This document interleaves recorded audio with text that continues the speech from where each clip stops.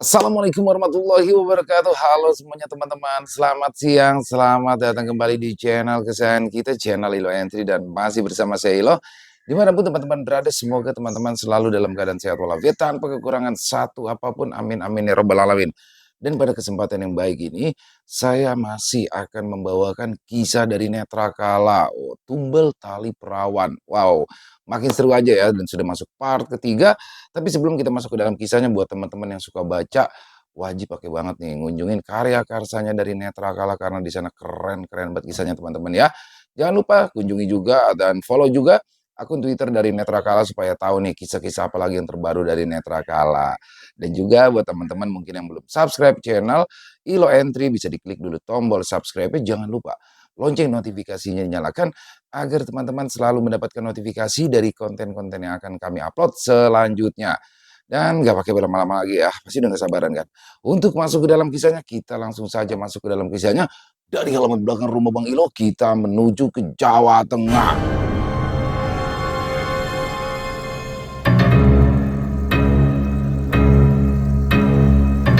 Ritual menjijikan di hutan pinggir Desa Regono.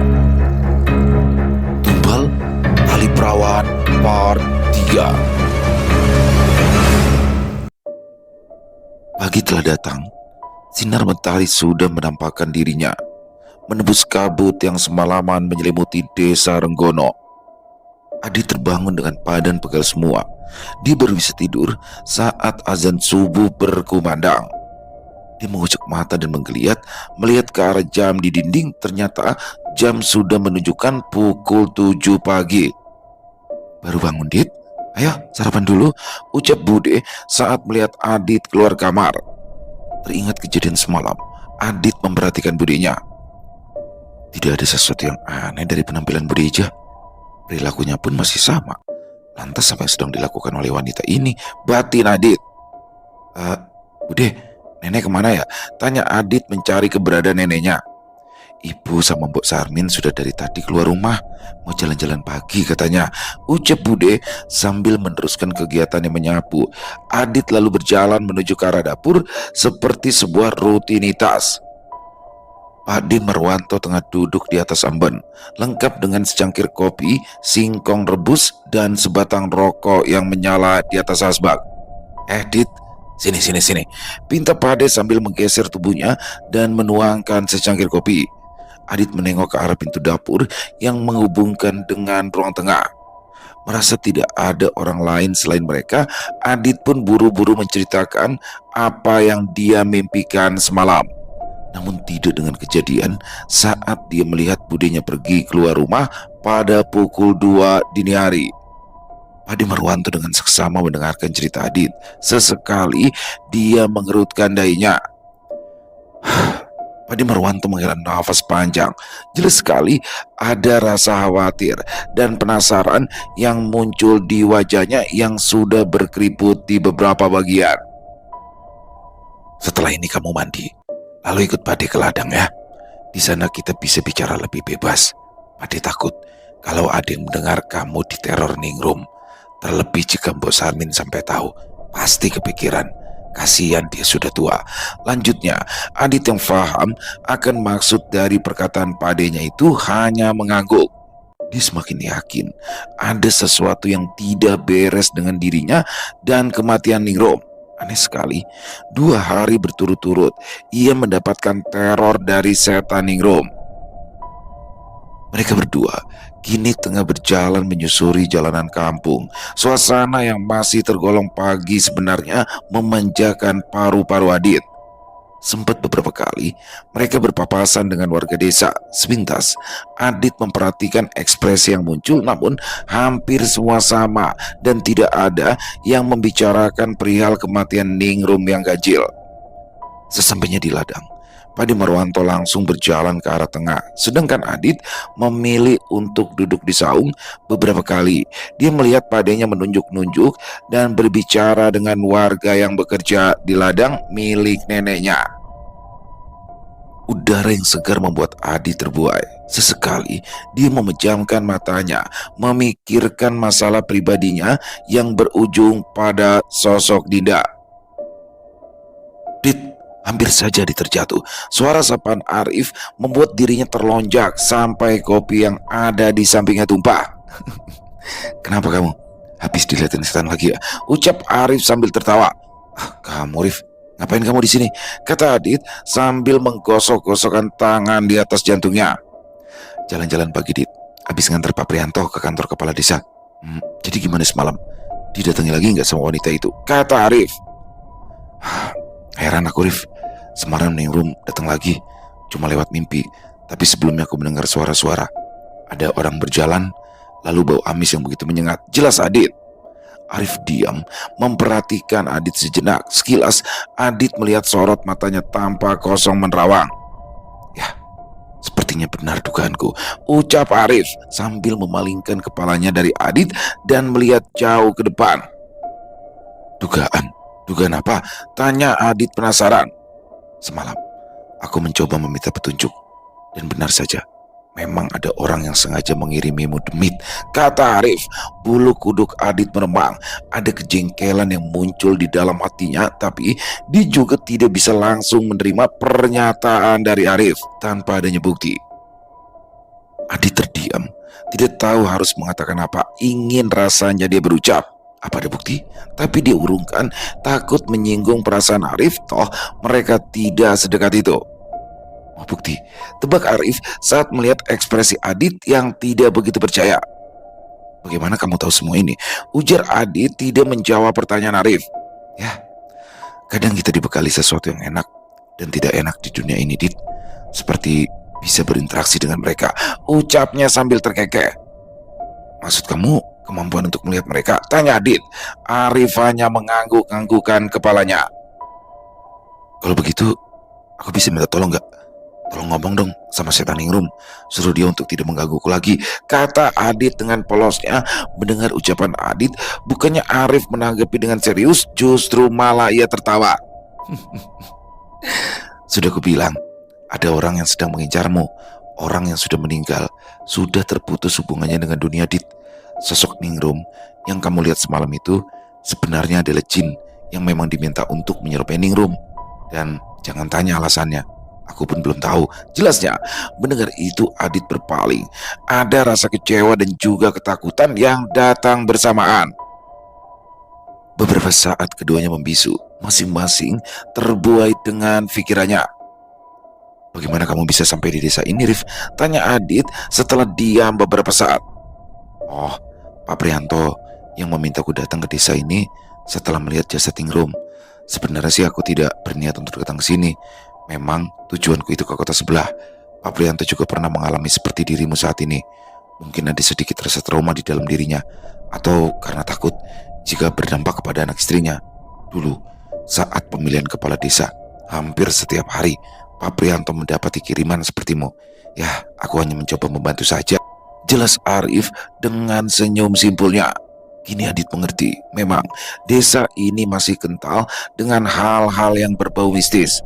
Terlebih dengan kejadian Ningrum yang mati secara tidak wajar, dan Pak Prianto sudah menyadari ada sesuatu yang tidak beres. Makanya dia memberitahu Pak Marwanto dan Pak Amar serta Arif. Kau lihat, Dit, kata Arif sambil menunjuk ke arah warga desa yang tengah berkebun. Iya. Kenapa mereka terlihat begitu tenang, sedangkan dirimu yang bukan warga desa malah justru mendapatkan teror dari Ningrum? Tanya Arif dengan senyum yang menurut Adit penuh dengan misteri. Sama dengan seperti yang diucapkan oleh Pak Amar. Dan aku setuju, begitu aneh. Soalnya memang orang yang sedang mengincarmu menginginkan kambing hitam atas semua kejahatannya. Lanjut Arif. Adit hanya diam, tidak menanggapi. Menyadari Adit yang tidak merespon kata-katanya, Arif pun kembali berbicara. Logikanya saja, Dit. Kalau benar Ningrum menjadi tumbal untuk praktek ilmu hitam, pasti mereka sudah merencanakannya jauh-jauh hari. Tapi ada yang janggal dari semua ini, ujar Adit mencoba untuk mengikut sertakan Adit ke dalam dunia perkiranya. Semua terlihat janggal, Rif. Dengan kematian seperti itu, orang-orang juga sudah pasti menebak kalau ada sesuatu yang tidak beres, timpal Adit. Anehnya dari apa yang diceritakan oleh Pak Prianto, sosok Ningrum ini merupakan gadis desa yang bersahaja. Dan di desa ini juga punya larangan turun-temurun untuk tidak melakukan hubungan di luar pernikahan, kata Arif. Adit diam berpikir, kalau memang Ningrum adalah orang yang bersahaja dan tidak pernah neko-neko, lantas kenapa dia mau melanggar aturan agama, melanggar aturan desa yang sudah dia tinggali sedari kecil? Otak Adit berpikir keras untuk mencari jawaban, tapi tetap ada sesuatu yang hilang yang dia tidak pahami. Apa bisa kamu mencari informasi tentang keseharian Ningrum? Kudengar Simbonya tinggal di rumahmu saat ini, kata Arif tiba-tiba. Loh, untuk apa? Bukannya semua sudah sepakat kalau Ningrum memang dijadikan sebagai tumbal? Tanya Adit bingung. Semua itu berhubungan, Dit. Hanya saja, aku ingin memastikan sesuatu. Mungkin dengan itu kita bisa tahu siapa dalang dari ini semua. Dan aku peringatkan untuk tidak begitu percaya dengan siapapun. Kabari kalau kau sudah mendapatkan jawaban, jawab Arif sambil menghidupkan rokok miliknya. Tepat saat Adit selesai bicara, Pade Marwanto berjalan mendekat, senyum mereka di bibirnya saat melihat Arif. Siang itu, mereka habiskan duduk di saung, ditemani secangkir kopi dan beberapa gorengan, membicarakan sesuatu yang tidak berhubungan dengan kematian Ningrum dan teror yang Adit alami. Malam kembali menyapa. Sekarang mereka sedang duduk di ruang tamu di rumah Bos Sarmin. Lantunan ayat-ayat suci Al-Quran terdengar saling bersautan. Adit yang memang tidak begitu fasih membaca Al-Quran hanya diam dan mendengarkan, mengamini setiap doa yang diucapkan oleh penghulu yang ada di kampung tersebut. Pengajian sudah selesai pukul 9 malam. Sebenarnya Adit sudah ingin sekali pulang ke rumah, tapi Nek Harjo memintanya untuk menunggu sebentar. Tidak bisa menolak. Akhirnya Adit duduk menunggu di ruang depan bersama beberapa warga.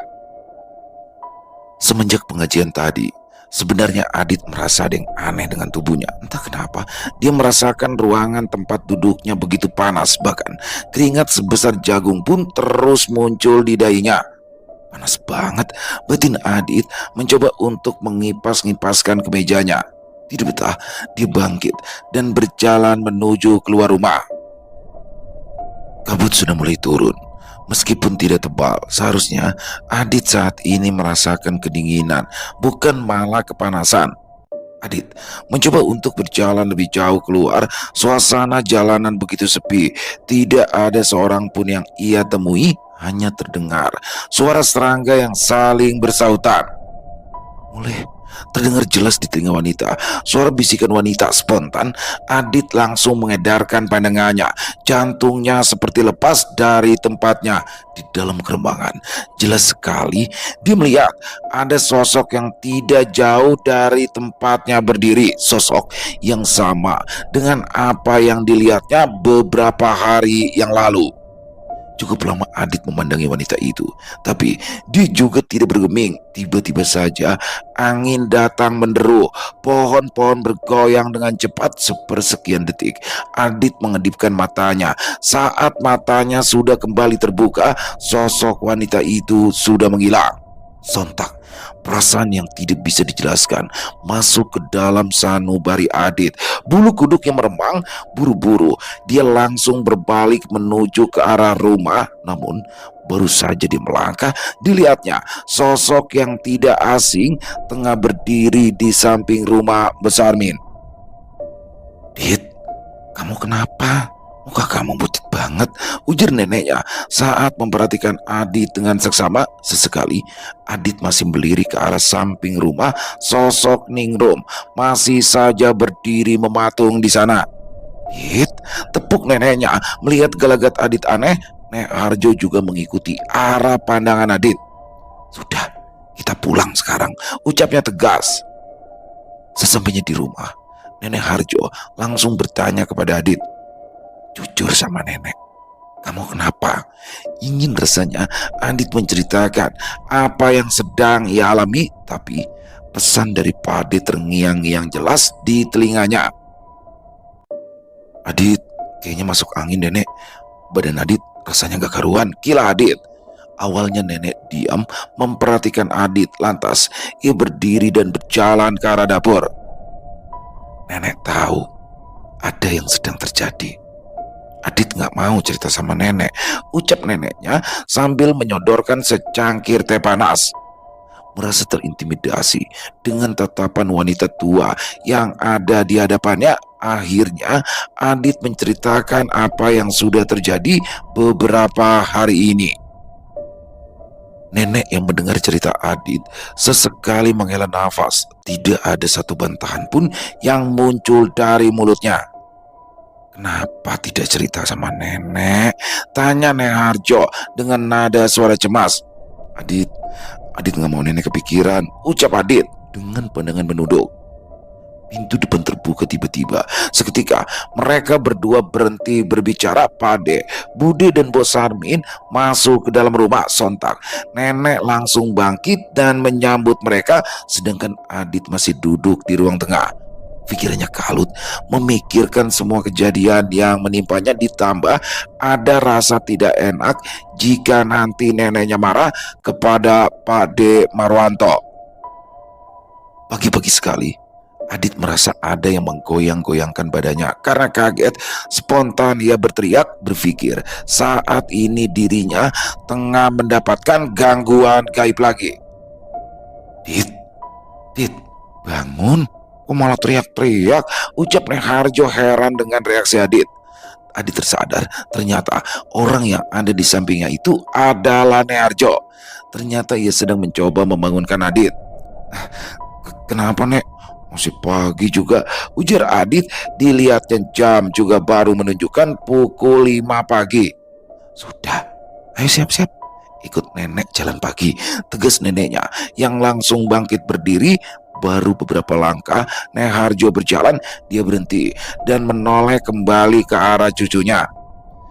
Kalau kedinginan, tidur itu jangan cuma pakai celana dalam, apalagi tangannya dimasukin ke celana dalam.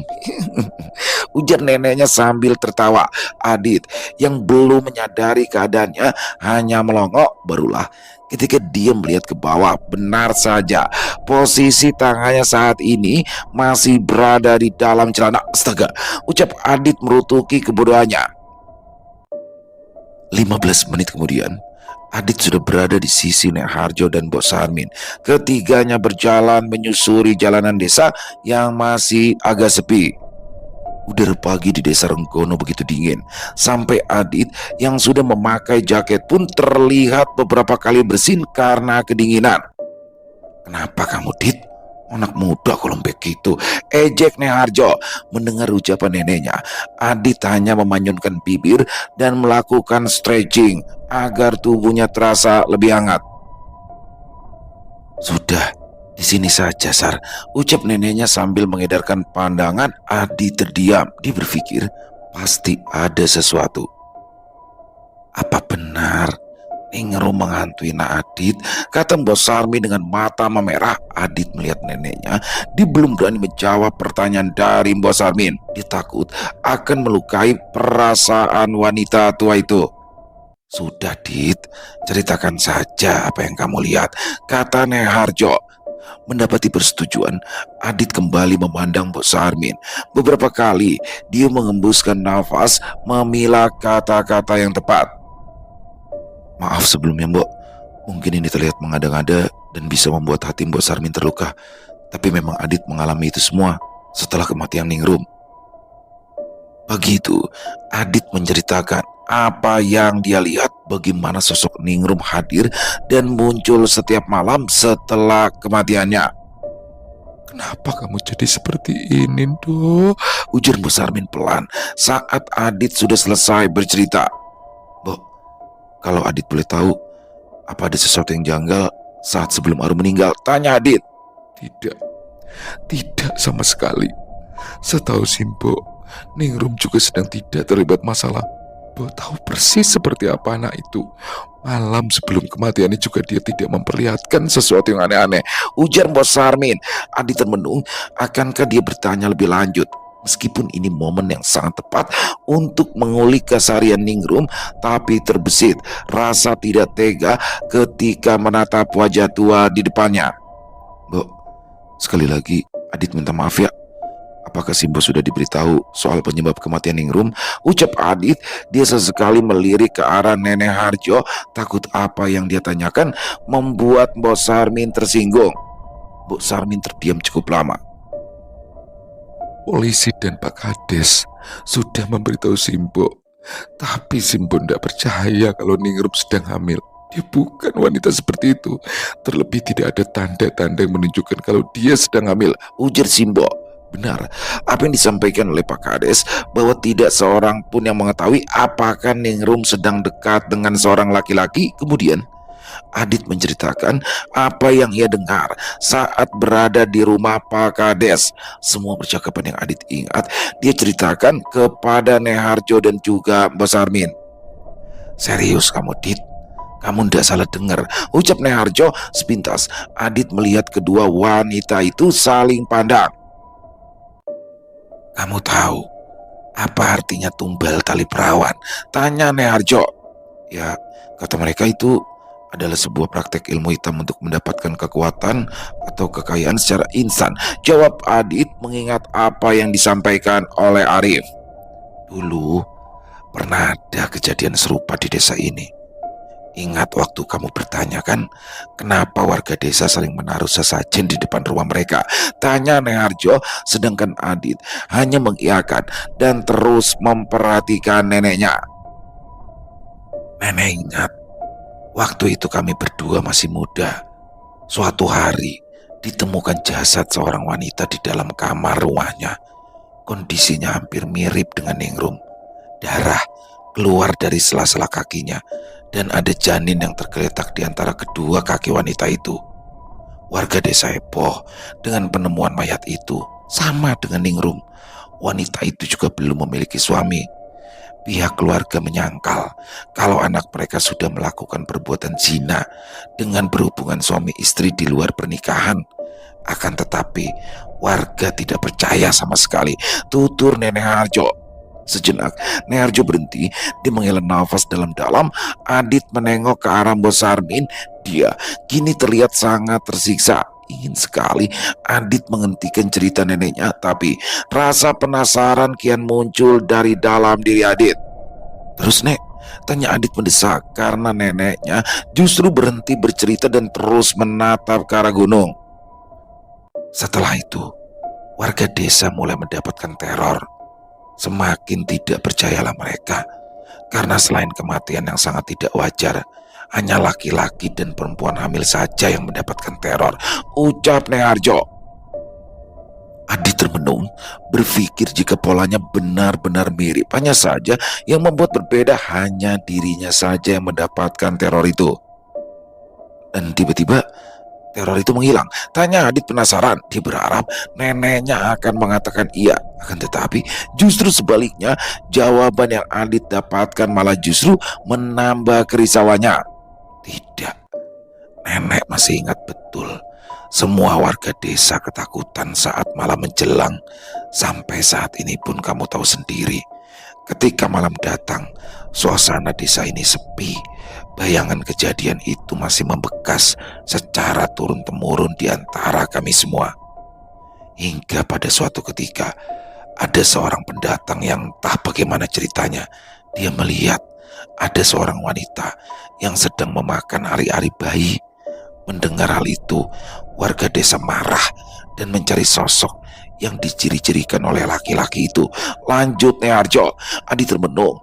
Mendengar cerita dari neneknya, dia merasa mual dan jijik. Terus wanita itu diusir keluar desa ya, Nek? Tanya Adit. Tidak. Wanita itu langsung dihakimi warga, kemudian dibakar bersama dengan rumahnya, ucap Neharjo bergidik. Tapi belum tentu wanita itu datang dari kejadian ini kan, Nek? Belum sempat Adit mendengarkan jawaban neneknya, tiba-tiba saja Mbok Sarmin berucap, Sebentar, Mbok ingat. Beberapa hari sebelum kematian Ningrum, dia itu mengatakan kalau dirinya sering melihat wanita asing yang memperhatikan rumah kami. Tapi tiap kali Simbo melihat keluar rumah, tidak ada siapapun di sana, ujar Mbok Sarmin yang diikuti dengan tangisan sendu. Perlu beberapa waktu bagi Neharjo untuk menenangkan Mbok Sarmin. Jadi wanita itu meninggal? Tanya Adit. Iya, wanita itu meninggal. Jasadnya hancur bersamaan dengan rumahnya. Tapi masalah tidak berhenti sampai di situ. Setelah kematian itu, justru warga desa makin mendapatkan teror. Bukan hanya pemuda dan wanita hamil saja, malah hampir semua orang, terutama orang-orang yang menghakimi wanita itu. Bahkan laki-laki yang menyebarkan berita itu menjadi gila dan berakhir dengan gantung diri. Jawab Neharjo dengan sesekali memejamkan mata seolah ia sedang kembali ke masa itu. Adit mulai dihinggapi rasa ngeri. Ternyata memilih liburan ke rumah neneknya merupakan pilihan yang benar-benar salah. Seharian Adit berpikir tentang apa yang diceritakan oleh neneknya berbatang-batang rokok. Sudah Adit hisap, dia semakin yakin kalau memang ada orang yang sedang melakukan ritual tumbal tali perawan. Apa orang itu sudah sadar akan risiko yang terjadi kalau warga desa mengetahui jika dirinya sedang melakukan sebuah ritual penumbalan sehingga dia berniat mencari kambing hitam? Batin Adit. Cukup lama Adit memikirkan hal itu. Sedari tadi dia mencoba menggabungkan semua informasi, namun tetap selalu ada garis benang yang hilang. Kalau memang dia sedang mencari kambing hitam, seharusnya warga desa juga sudah menuduh Adit sebagai orang yang telah membunuh Ningrum. Tapi nyatanya suasana desa Renggono juga nampak tenang. Batin Adit. Pusing dengan dugaannya sendiri, Adit bangkit dan melihat keluar kamar. Apa sebenarnya yang sedang terjadi? Ucap Adit lirih. Dia merasa bahwa hidupnya sekarang penuh dengan teka-teki yang berkaitan dengan orang lain. Sejenak Adit ingin membicarakan dengan padenya, namun dia ingat akan perkataan Arif untuk tidak mempercayai siapapun. Dengan berbagai pertimbangan, akhirnya Adit memutuskan untuk memberitahu informasi yang telah ia dapatkan kepada Arif.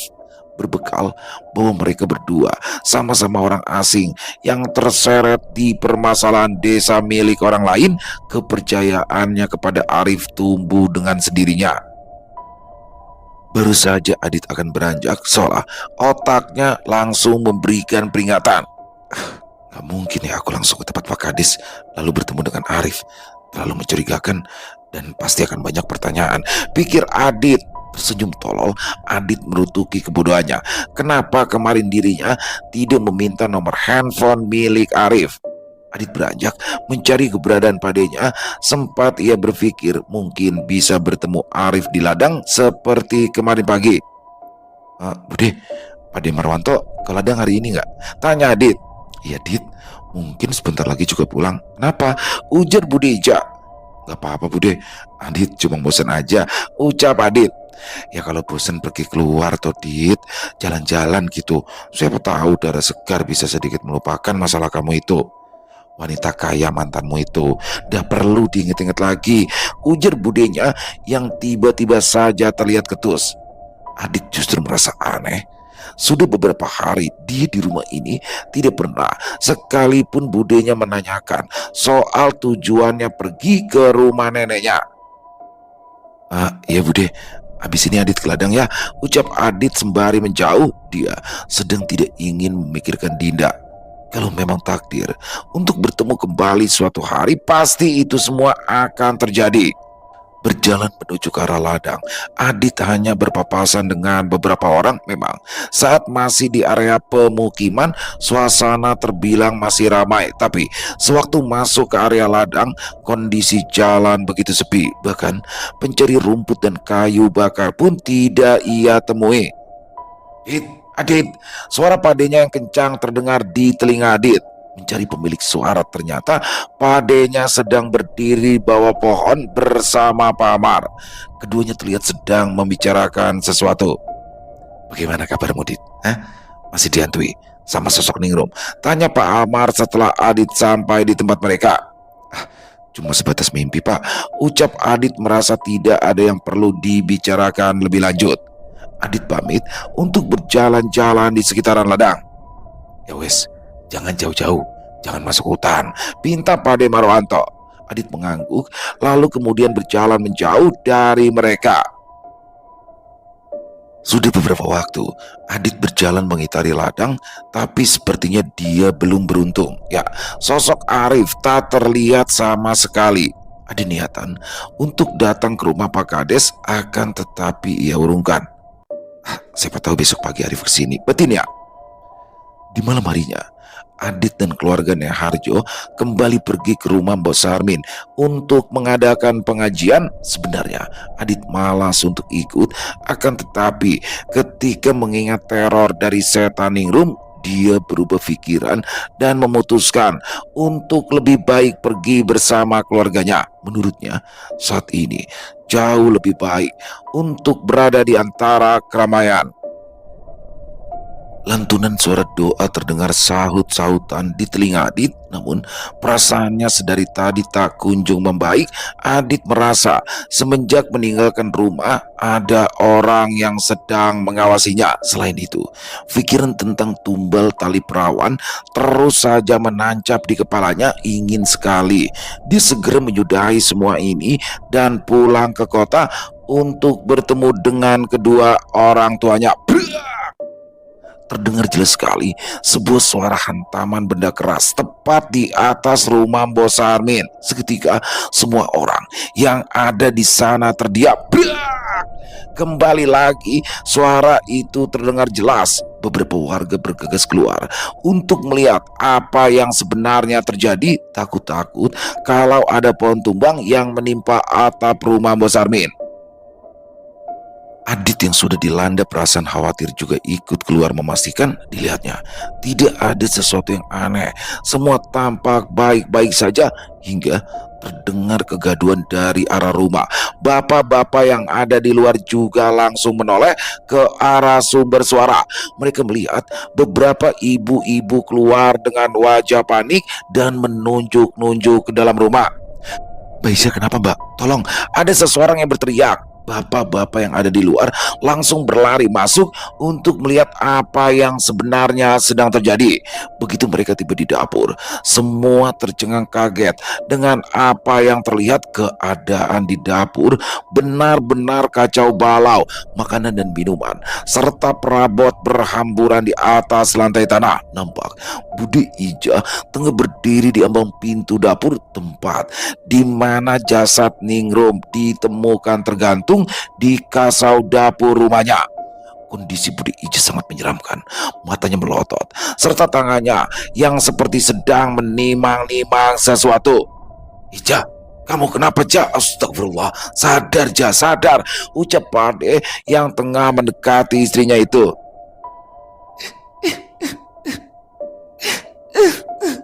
Tiba-tiba saja Bude Ija merosot ke lantai dan menangis pilu. Beberapa detik kemudian dia melotot lagi dan langsung memukuli perutnya. Melihat perilaku istrinya yang aneh, Pade menghambur ke depan dan mencoba memegangi kedua tangan wanita itu agar tidak melukai dirinya sendiri. Entah mendapat kekuatan dari mana, Bude yang bertubuh kecil itu langsung menepis pegangan Pade dan membuat laki-laki itu tersungkur di lantai. Pak, tolong Pak, ucap Pade meminta pertolongan orang-orang yang ada di sana. Segera bapak-bapak langsung mencoba memegangi Bude Ija.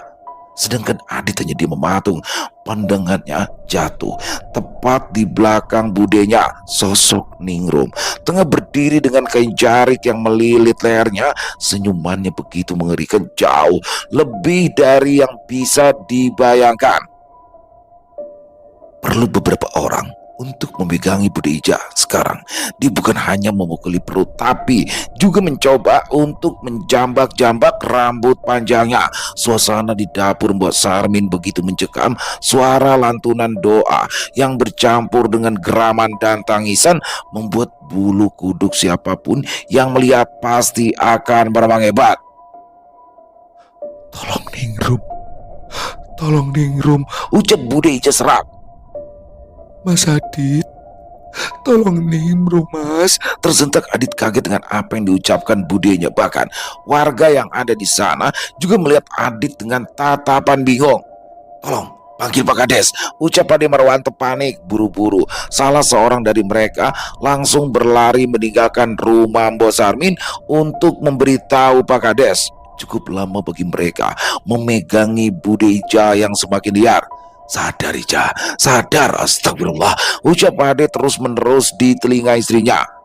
Seperti sudah sahabat lamanya, Adit berdiri mematung. Tidak ada yang bisa ia lakukan hingga Adit mendengar ada percakapan di depan. Pak Kades dan Arif sudah datang.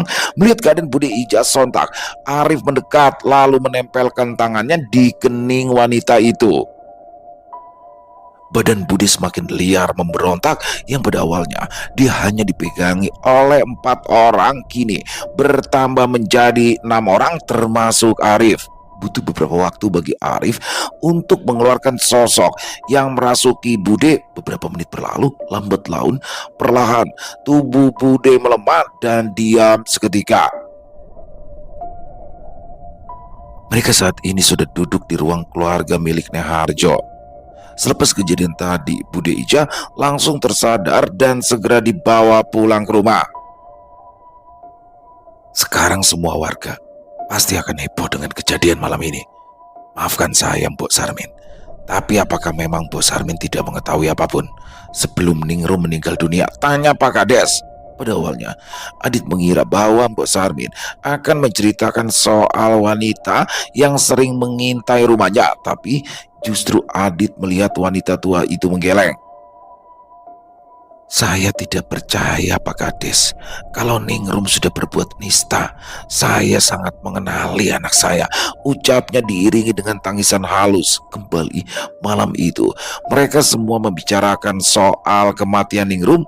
Adit sendiri lebih banyak diam dan memperhatikan. Pikiran dan perasaannya benar-benar kacau balau. Semalaman Adit tidak bisa tidur. Masih saja dia memikirkan apa yang sedang terjadi, ingin menceritakan semua yang dia ketahui kepada Arif, tapi situasinya tidak mendukung sama sekali.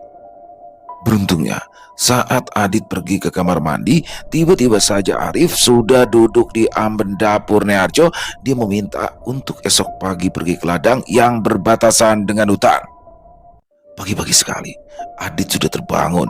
Tidurnya tidak nyenyak sama sekali. Sosok Ningrum terus muncul di dalam mimpinya. Bahkan lebih parahnya lagi, Adit dalam mimpinya melihat Ningrum mencabut sesuatu yang mirip sekali seperti usus dari selangkangannya dan langsung memakan benda tersebut. Saat Adit sedang berjalan menuju ladang, dia beberapa kali mendengar bisikan-bisikan seru. Berita tentang Bude Ija yang kerasukan hantu Ningrum menyebar dengan cepat bagai peluru yang ditembakkan oleh pemburu kepada hewan buruannya. Tidak ada topik selain hantu Ningrum yang mulai bergentayangan mengingat cara kematiannya yang tragis dan mengerikan. Warga sepakat kalau memang Ningrum tidak terima dan sedang mencari pembunuhnya. Terlepas dari itu, nama Adit juga terseret ke arah pembicaraan mereka. Ingin rasanya Adit memberontak dan memberitahu semua orang bahwa dirinya sedang menjadi kambing hitam. Tapi apakah warga desa akan percaya dengan itu semua? Apalagi Adit merupakan seorang pendatang. Hanya nama baik dari keluarga Harjola yang membuat mereka tidak berani secara langsung berbicara di depan Adit. Kini Adit sudah duduk di atas rumput di ujung ladang yang berbatasan dengan hutan. Sedari tadi dia diam, tidak melakukan apapun, hanya hembusan nafas yang dibarengi dengan asap putih yang keluar dari mulut dan hidungnya. Dit, terdengar suara Arif dari belakang Adit. Adit kaget, secara spontan ia langsung menoleh ke arah belakang. Arif, dari mana kamu? Tanya Adit keheranan. Dari dalam sana, ada yang ingin kupastikan. Nanti kau juga akan tahu, ujarnya.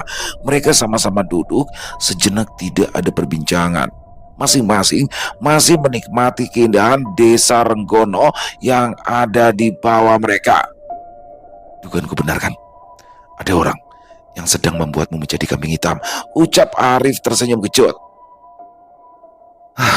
Kamu tahu sendiri kan, aku nggak tahu apa-apa. Sungguh menyebalkan. Kalau aku tahu orangnya, berkelahi pun aku berani. Tapi dengan permainan seperti ini justru membuatku bingung. Apa benar dia hanya ingin menjadikanku kambing hitam? Tanya Adit. Ekspresi dari Arif tidak bisa ditebak. Wajahnya begitu datar. Kombinasi yang pas bukan? Dia memiliki ilmu gaib dan juga otak. Jadi, ada informasi apa yang bisa kau ketahui? Kata Arif yang kini memandang Adit dengan wajahnya yang datar. Bisa gak aku mempercayamu? Kita juga baru kenal. Kenapa kamu mau bantu? Seharusnya sedari awal kejadian aku sudah pergi dari desa sialan ini, ucap Adit menumpahkan unek-uneknya. Kalau kau bertanya, untuk apa aku membantumu? Jawabanku mungkin ya, karena hanya ingin. Toh aku juga memiliki tujuan tersendiri. Ada sesuatu yang ingin kupastikan dari orang yang sedang melakukan ritual ini, jawab Arif santai, bahkan ia malah justru tersenyum. Maksudnya, Adit keheranan dengan perkataan yang dilontarkan oleh orang yang ada di sebelahnya itu. Ya, itu urusanku. Sekarang yang terpenting adalah menemukan orang yang memulai ini semua. Aku sepakat. Percuma saja kamu pulang ke kota. Teror ini juga tidak akan berhenti. Jangan dikira mereka tidak bisa menemukanmu. Jelas Arif. Oh, setauku untuk bisa nyantet orang harus menggunakan media-media tertentu. Jadi siapa yang harus aku curigai? Nah, kemarin pagi nenek bercerita. Adit lalu menceritakan semua yang ia ketahui, bahkan perilaku budenya yang aneh di setiap malam. Arif dengan seksama mendengarkan cerita Adit. Sesekali dia berpaling menatap ke depan dan mengembuskan nafas dalam-dalam. Ada satu alasan yang membuatku memintamu untuk tidak percaya dengan siapapun saat ini. Terserah kau mau percaya atau tidak. Aku tidak memaksa, ucap Arif saat melihat Adit yang ingin menyanggah pendapatnya. Seperti yang kamu ketahui, santet selalu punya media. Karena itu hal mutlak untuk bisa mengetahui target yang dituju. Sekarang siapa saja yang memiliki kemungkinan untuk melakukan itu semua, kamu bisa menerka-nerka. Adit termenung mendengar penjabaran dari Arif. Selama dia di desa ini, Adit hanya berinteraksi dengan orang-orang tertentu yang berarti. Dari sekian orang itulah yang memiliki kemungkinan kalau dialah dalang dari semua ini. Kamu bilang kejadian ini pernah menimpa desa ini kan? Sekarang kita cari tahu akar dari semua masalah ini. Tanyakan sama nenekmu, siapa keluarga dari korban sebelumnya. Aku juga akan mencari tahu, ucap Arif sambil beranjak dari duduknya. Ya sebetulnya aku berpikir sih saat ini nyawaku juga tidak terancam. Kenapa aku harus mengetahui semua ini? Tanya Adit penasaran. Ya memang benar, dia hanya dihantui oleh sosok Ningrum. Tidak ada seorang pun yang mencoba melukainya atau bahkan membunuhnya. Seharusnya itu sudah cukup, dan jika memang warga desa mengira Adit sebagai tersangka pembunuhan atau pelaku penumbalan, mereka juga tidak punya cukup bukti. Mungkin saat ini belum, tapi aku tidak berharap nyawamu menjadi taruhannya. Permainan mereka benar-benar bagus. Kabari aku saat kamu sudah mendapat informasi tentang keluarga itu, ucap Arif pergi meninggalkan kegelisahan di dalam batin Adit. Tidak menunggu waktu lama, saat sudah sampai di rumah dan mengecek kondisi, Adit langsung bertanya kepada Nearjo, siapakah keluarga yang dulu pernah menjadi korban tumbal tali perawan. Awalnya neneknya menolak memberitahu, tapi karena Adit memaksa berdalih jika ini semua demi keselamatannya, akhirnya Nek Harjo pun memberitahu kalau orang itu bernama Dirman. Dia tinggal di ujung desa dekat dengan rumah Mbok Sarmin. Mendapat informasi itu, lantas Adit pun langsung mengirimkan pesan kepada Arif, mengajaknya untuk pergi menemui Pak Dirman. Jangan sekarang, kita tunggu waktu yang tepat. Nanti aku kabari. Pesan teks yang dikirimkan Arif. Terus saja ia baca, ada rasa ketidaksabaran di dalam diri Adit. Dia berharap semua ini segera selesai. Malam kembali datang. Adit sekarang ini hampir benci dengan yang namanya malam hari. Selalu saja ada ketakutan yang muncul saat semburat warna merah berubah menjadi gelap. Seolah Adit adalah mangsa yang sedang dilepas dan para pemburu sedang bersiap untuk menemukan keberadaan Adit. Malam itu kembali sunyi. Kabar tersiarnya sosok hantu Ningrum benar-benar membuat desa Renggono seolah menjadi desa tak berpenghuni. Bahkan pengajian yang seharusnya dilakukan di tempat Mbok Sarmin sengaja dibatalkan agar tidak terjadi kejadian seperti semalam. Waktu terus berlalu. Adit tak kunjung bisa memejamkan matanya.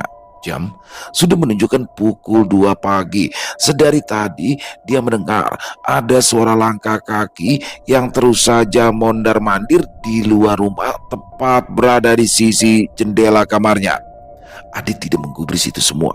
Dia mencoba tetap tenang dengan menempelkan headset di telinganya agar tidak mendengarkan suara tersebut. Terdengar jelas suara daun pintu yang sedang dibuka. Adit seketika bangkit. Nuraninya mengatakan kalau itu pasti budenya. Pelan-pelan, agar tidak menimbulkan suara, Adit berjalan ke arah pintu kamar dan mencoba melihat. Ya benar, Bude Ija tengah berjalan menuju dapur. Rasa penasaran dan kecurigaan benar-benar menyelimuti Adit. Sempat dia berpikir kalau orang di balik semua ini adalah Bude Ija. Berpura-pura ingin ke kamar mandi, Adit berjalan ke arah dapur. Namun, ketika sudah sampai di dapur, Adit tidak menemui sosok Bude Ija, hanya pintu kayu yang berada di ujung dapur sedikit terbuka. Buru-buru Adit melihat, benar pikir Adit, Budenya sedang pergi dari rumah ini, entah menuju kemana. Nekat, Adit pun mengikuti wanita itu. Jalanan desa begitu sepi. Sesekali Adit bergidik memperhatikan sekitaran. Untung saja kabut sedang turun. Jadi jika Budenya berbalik, maka dia tidak akan langsung mengenali Adit. Aneh, mau kemana sebetulnya Bude pergi? Batin Adit terus saja dia melangkah. Jarak yang tidak begitu jauh membuat Adit harus sedikit bersembunyi. Namun Budenya sedari tadi juga tidak menengok ke arah belakang. Sosoknya terus saja berjalan hingga menuju ke arah hutan. Adit berhenti dan langsung berjongkok menggeser tubuhnya ke arah semak. Kini Bude Ija sedang berbicara dengan laki-laki yang Adit tidak kenali. Laki-laki itu berpakaian hitam, mengenakan kupluk di kepalanya. Beberapa saat kemudian mereka langsung berjalan masuk ke dalam hutan, tepat di mana Adit pernah melihat sekumpulan orang yang membawa tampah berisikan sesajen saat pertama kali datang ke rumah Ningrum. Ada terbesit rasa takut dan ingin kembali, tapi sudah kepalang tanggung. Jika memang Budenya yang melakukan ritual ini, maka jelas semua sudah selesai. Esok pagi dia akan memberitahukan semua apa yang dia lihat kepada nenek dan juga padenya. Kembali Adit berjalan. Kini dia memberikan jarak yang cukup jauh. Takut suara ranting yang ia injak terdengar oleh mereka berdua. Adit sudah tidak tahu berapa lama dia berjalan. Tapi bodohnya, dia tidak membawa handphone untuk merekam semua kejadian ini. Bahkan untuk berjalan saja dia harus berhati-hati karena gelapnya suasana hutan di malam itu. Sosok Bude dan orang asing itu sudah berhenti di sebuah pohon besar. Benar dugaannya, pasti mereka akan melakukan ritual. Terlihat kini laki-laki itu bersimpu dan menghidupkan dupa angin dingin. Tiba-tiba saja datang tak dari mana. Bulu kuduk Adit sontak meremang hebat. Nyai, aku datang kembali malam ini. Aku persembahkan darah ayam hitam, ucap laki-laki itu. Dan betapa mualnya Adit. Dia meminum sesuatu yang mungkin itu adalah darah yang ia sebutkan, namun itu belum seberapa. Mata Adit membulat seketika. Sosok Bude dan laki-laki itu kini melepaskan pakaian masing-masing dan mulai bercumbu. Kaget dengan apa yang dia lihat dan tidak mau tahu lebih lanjut, Adit pelan-pelan pergi dari tempat itu. Pikirannya benar-benar kalut, merasa jijik dengan apa yang dia lihat hingga ada sesuatu yang jatuh tepat di depannya. Begitu kagetnya dia, tubuhnya tidak bisa bergerak karena shock. Benda putih itu menggeliat. Mas Adit, tolongin Ningrum mas. Terdengar suara Ningrum yang lirih, tapi terdengar jelas sekali di telinga Adit. Adit tersadar. Dia langsung lari sekencang-kencangnya. Dia tidak peduli lagi kalau Budenya atau orang yang bersamanya mendengar suara langkah kaki Adit atau tidak. Bruk! Adit terjatuh. Rasanya sakit sekali. Sial! Umpat Adit. Namun kesialannya tidak berhenti sampai di situ. Kini di depannya ada sosok wanita berbaju gelap dengan rambut panjang yang baunya sungguh memuakan. Adit yang melihat itu panik. Pergelangan kakinya begitu sakit saat ia mencoba untuk berdiri. Siapa? Siapa kamu? Ujar Adit dengan nafas ngos-ngosan. Tidak menjawab. Wanita itu justru tersenyum. Dia membungkuk persis di depan Adit dan mendekatkan kepalanya di telinga Adit. Hati-hati. Sek duwe iketan karo setan wis moro. Tali perawan sudah didapat satu, kurang loro meneh. Perjakanya juga sudah disiapkan. Ucapnya dengan nada yang begitu mengerikan. Selesai. Wow, luar biasa. Kisah tumbal tali perawan makin seru aja dan misterinya sedikit-sedikit mulai terkuak nih teman-teman ya. Bagaimana di sini Adit ya melihat Bude Ijah. Tapi memang dari awal saya juga udah curiga nih sama Bude Ijah nih. Dan di episode ketiga ini semakin membuka tabir. Bude Ijah keluar malam-malam dan menuju ke arah hutan. Diikutin tuh sama Adit yang apa sih ya? Dia penasaran tuh, udah dia nggak pakai senter, nggak pakai apa, ngikutin aja sampai akhirnya dia melihat sesuatu yang nggak pantas buat dia lihat ya. Bagaimana di dalam hutan itu Bude Ijah melakukan sebuah ritual bersama dengan seorang laki-laki yang dimana laki-laki itu tidak dikenal oleh Adit, bahkan sampai bercumbu. Ini apa namanya makin terbuka, tapi apakah benar Bude Ijah pelakunya? Dan oh iya, ada yang menarik teman-teman. Arif di sini saya jadi curiga Arif ini adalah Pak Arif muda ya, Pak Arif di Kisah Bima. Ini kalau saya curiga, saya juga belum tahu nih teman-teman ya.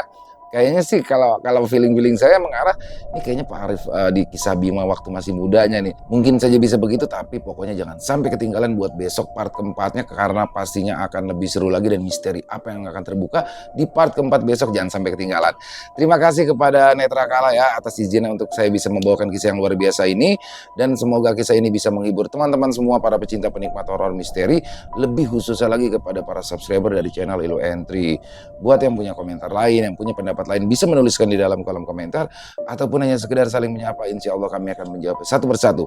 Buat teman-teman yang suka dengan videonya bisa diklik tombol like atau tombol jempolnya, boleh juga dibantu di share ya link videonya ini ke teman-teman yang lain agar juga ikut merasa terhibur. Dan saya juga ingin mengucapkan terima kasih kepada seluruh teman-teman yang sudah selalu setia hadir, yang sudah selalu mendukung kami, karena teman-temanlah kami selalu bersemangat berkarya di setiap harinya. Di akhir kata, saya Ilham mengucapkan permohonan maaf apabila mungkin dalam pembawaan kisahnya barusan ada kata-kata saya yang salah ataupun ada kata-kata saya mungkin yang kurang berkenan.